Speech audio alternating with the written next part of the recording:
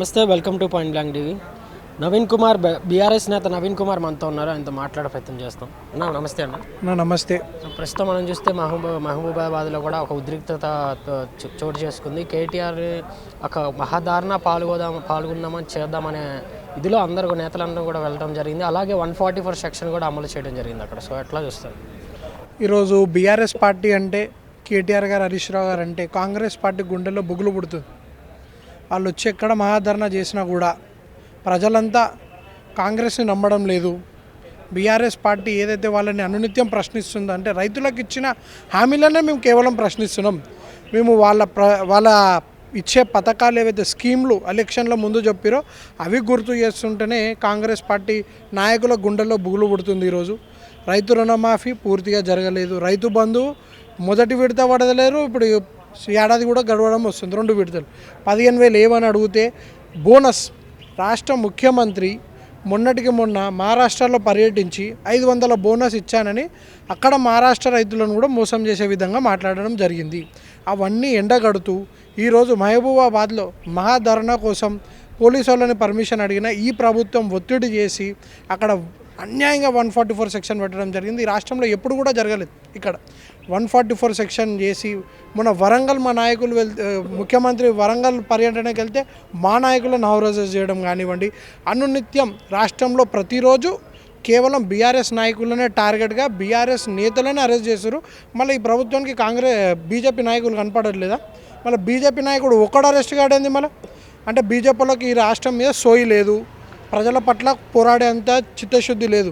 కేవలం ఆ చిత్తశుద్ధి, ప్రజలపైన ప్రేమ, రైతులని కడుపులో పెట్టుకున్న చూసుకున్న మా గౌరవనీయ కేసీఆర్ గారికే ఉంది. కాబట్టి అనునిత్యం మమ్మల్ని టార్గెట్ చేస్తూ వరంగల్లో కూడా ముఖ్యమంత్రి అభివృద్ధి పనులకు వెళ్ళినప్పుడు నీ అభివృద్ధి ఏముందో చెప్పాలి, కానీ అనునిత్యం కేసీఆర్ గారిని రామభజన ఏదైతే హనుమంతుడు చేస్తాడో అలా కేసీఆర్కి రామభజన మేము చేయాల్సిన అవసరం లేదు. ఈరోజు రాష్ట్ర ముఖ్యమంత్రి భక్తుల్లో తయారైపోయింది. నాకు తెలిసి శోభమ్మ గారు కూడా అంత గుర్తు చేస్తారో ఎవరో కేసీఆర్ గారిని, కానీ ప్రతిరోజు ఖచ్చితంగా రేవంత్ రెడ్డి మాత్రం కేసీఆర్ గారిని గుర్తు చేయకుండా వారికి నిద్ర పట్టదు, నోటికి ముద్ద దిగదు. అలాంటి పరిస్థితుల్లో ఈ రాష్ట్ర ముఖ్యమంత్రి ఉన్నాడు. ఖచ్చితంగా ఈ 6 గ్యారెంటీలను ఖచ్చితంగా ప్రశ్నిస్తూనే ఉంటాం. 420 దొంగ హామీలను కూడా ఖచ్చితంగా నిలదీస్తూనే ఉంటాం.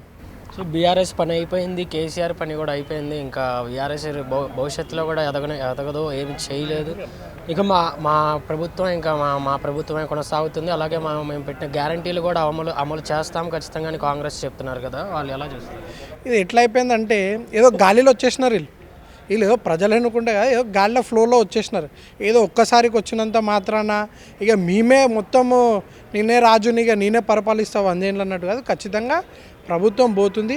ఏదైతే కేసీఆర్ గారి పైన వీళ్ళు అనునిత్యం ఏదైతే విమర్శ చేస్తున్నారో, మేము కేసీఆర్ గారి పేరును తుడిచేస్తామంటే ఈ రాష్ట్రానికి భవిష్యత్తులో ఇంకా ముఖ్యమంత్రులు కొత్త వాళ్ళు రావచ్చు, కానీ రాష్ట్రాన్ని తెచ్చిన ఘనత అది కేసీఆర్ గారు ఒక్కరికే. అది చిరస్థాయిగా ఎప్పుడు ఈ తెలంగాణ రాష్ట్రం, ఈ దేశం ఉన్నన్ని రోజులు అది అలాగే ఉంటుంది. దాన్ని ఎవడు కూడా తుడచలేడు. నీలాంటి లిల్లుపుట్లతోనైతే అసలే కాదు అది. ఈ కాంగ్రెస్ ప్రభుత్వం ఇంకా ఈ 3 సంవత్సరాలు మాత్రం, 4 సంవత్సరాలు మాత్రం ఉంటుంది. ఖచ్చితంగా దాని తర్వాత మళ్ళీ మా ప్రభుత్వమే వస్తుంది. కేసీఆర్ గారే ముఖ్యమంత్రి అవుతారు. ఇప్పుడు మొన్న కూడా అంటున్నాడు అసెంబ్లీకి కేసీఆర్ రావాలని చెప్పి అంత తహతహలాలు ఆడుతున్న ముఖ్యమంత్రి. ఫస్ట్ నీకు దమ్ముంటే కేటీఆర్, హరీష్ రావు గారిని అడ్డుకో ఫస్ట్. దాని తర్వాత మా బాస్ దగ్గరికి ఎవరు ఫస్ట్ ఉన్న వాళ్ళ శిష్యులనే నేను మాట్లాడేంత నీకు చేతనైతే లేదైతే ఇక నువ్వు కేసీఆర్ గారు ముంగట ఏం నిల్చుంటావు? నీకేం సబ్జెక్ట్ తెలుసు? నీకు టీఎంసీలు తెలియదు, ఎంత ఉంది తెలియదు, రాష్ట్ర పరిధి ఎంత ఉంది కూడా తెలియదు. ఇవాళ అన్ని ప్రాజెక్టులను మార్చాలి, మళ్ళీ కొత్త టెండర్లు పిలవాలి. అవినీతికి పాల్పడుతున్నారు తప్ప ఎక్కడ కూడా డెవలప్మెంట్ అనేది లేదు. అవినీతి చేయాలి, రాహుల్ గాంధీ కుటుంబాన్ని నడపాలి, ఇదే ఒకటి ఎజెండాగా. మళ్ళీ ఏదో మొన్నటికి మొన్న సోనియా గాంధీ నా తల్లి కాలు కడిగి నోట్లో పోసుకుంటే తాగు, అలా విగ్రహాలన్నీ నీ ఇంటి ముంగట నీ ఇంట్లో రెడీ చేసి పెట్టుకొని డైలీ పూజ చేసుకో తప్ప వాళ్ళని తెచ్చి తెలంగాణ రాష్ట్రం పైన రుద్దాల్సిన అవసరం లేదు. తెలంగాణ కష్టపడి పోరాడి తెచ్చుకున్న తెలంగాణ, ఆత్మగౌరవం ఉన్న తెలంగాణ. నువ్వు ఢిల్లీ వాళ్ళకి తాకట్టు పెట్టే అవసరం లేదు తెలంగాణ గౌరవాన్ని కూడా అని చెప్పి ముఖ్యమంత్రిని హెచ్చరిస్తున్నాం. సో మనం చూసుకుంటే కాంగ్రెస్ పాలన కూడా దాదాపు సంవత్సరం అవుతూ వస్తుంది. సో వాళ్ళ పాలన పట్ల మీరు ఎలా చూస్తారు? గ్యారంటీలు 6 గ్యారంటీలు కానీ వాటి పాలన వాళ్ళు విజయోత్సవ సభలు చేస్తున్నారు. మేము కూడా ఖచ్చితంగా వర్ధంతి సభలు చేస్తాం. ఏదైతే హామీలు ఇచ్చి ఏదైతే సంవత్సరం గడుస్తే ఏదైతే వర్ధంతి చేస్తామో మేము కూడా ఖచ్చితంగా వర్ధంతులు చేస్తాము. ఎందుకంటే మహిళలకు 2,000 ఇచ్చిండా, రైతు బంధు వేసిండా, మళ్ళీ కళ్యాణ లక్ష్మికి ఏదైతే 1,00,000 తులం బంగారం ఇస్తా అన్నాడా, ఇవన్నీ పథకాలు ఇంప్లిమెంట్ కాకముందుకి ఏం ముఖం పెట్టుకొని మంత్రులు కానీ ముఖ్యమంత్రి కానీ విజయోత్సవ సభలు ఏం ముఖం పెట్టుకొని ప్రజల చెంతకు వెళ్తారు? అన్యాయంగా ఇందిరా మిల్లులు ఇస్తున్నారు. ఏవి ఆనాడు కేసీఆర్ గారు కట్టించిన డబుల్ బెడ్రూమ్ ఇల్లులే హైదరాబాదులకి ఇల్లులు కూలిపోతే అవే ఇల్లులు ఇవ్వడం జరిగింది. ఇంతవరకు ఇందిరా మిల్లులు లేవు.